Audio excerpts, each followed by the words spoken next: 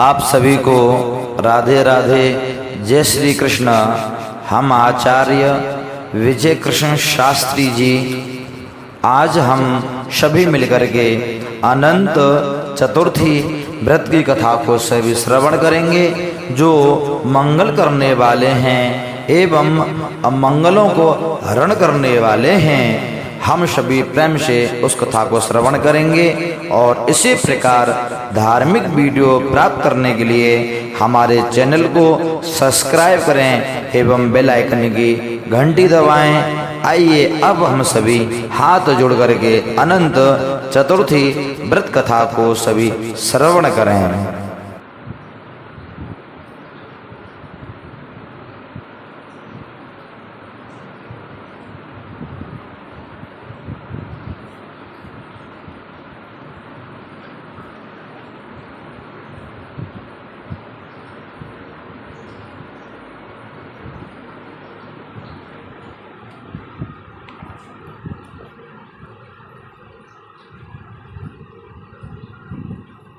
ओम श्री गणेशाय नमः।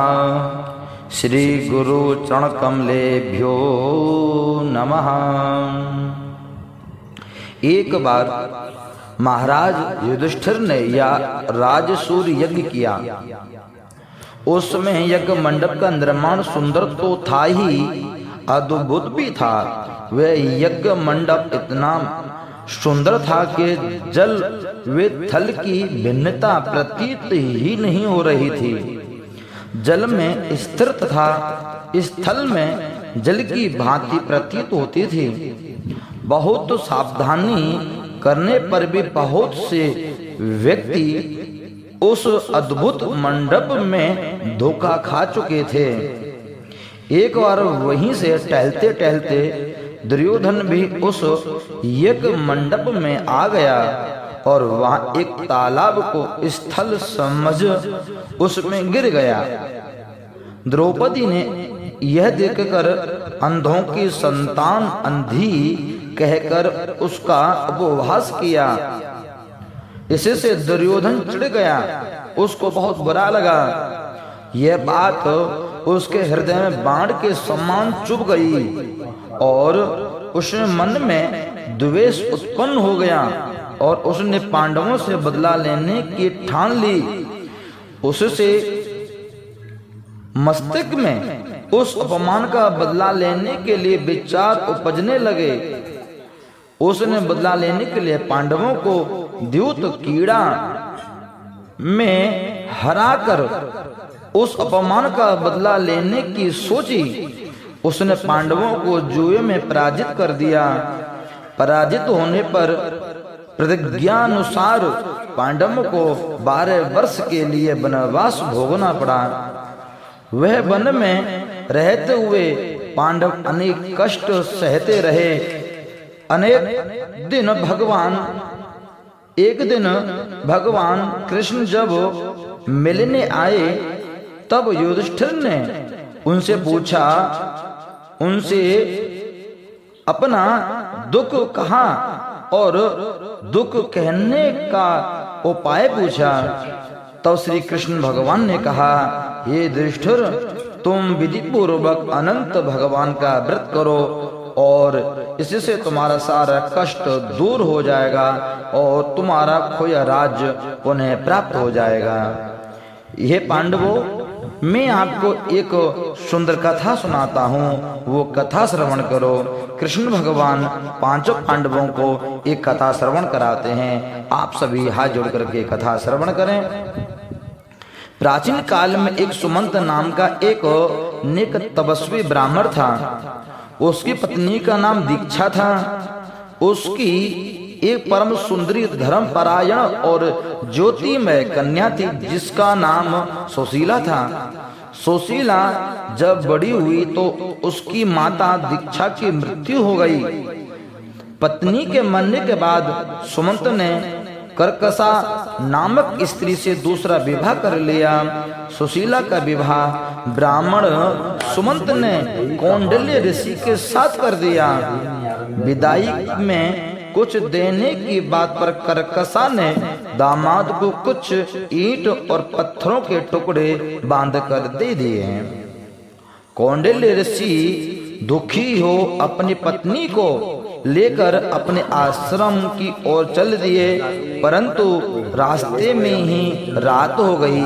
वे नदी के तट पर संध्या पूजा पाठ करने लगे। सुशीला ने कहा, वहां पर बहुत सी स्त्रियां सुंदर वस्त्र धारण कर किसी देवता की पूजा कर रही थीं। सुशीला के पूछने पर उन्होंने विधि पूर्वक अनंत व्रत की कथा बताई।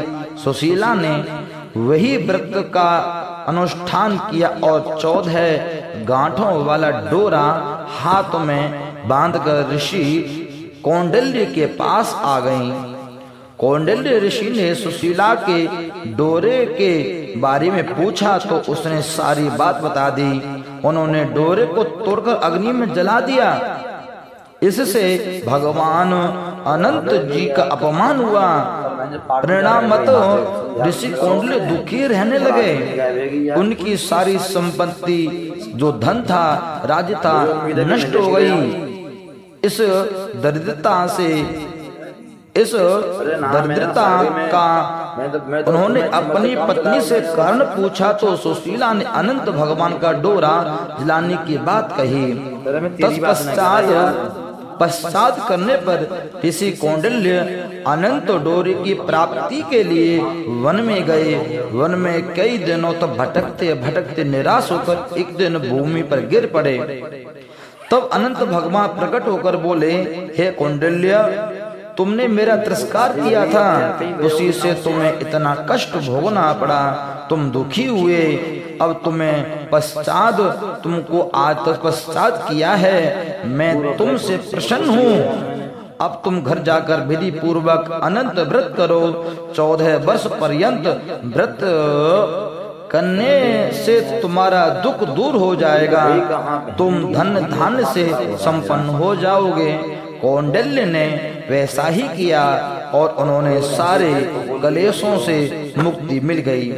श्री कृष्ण की आज्ञा से युधिष्ठिर ने भी अनंत भगवान का व्रत किया, जिसके प्रभाव से पांडव महाभारत के युद्ध में विजयी हुए। तत्पश्चात चिरकाल तक राज्य करते रहे।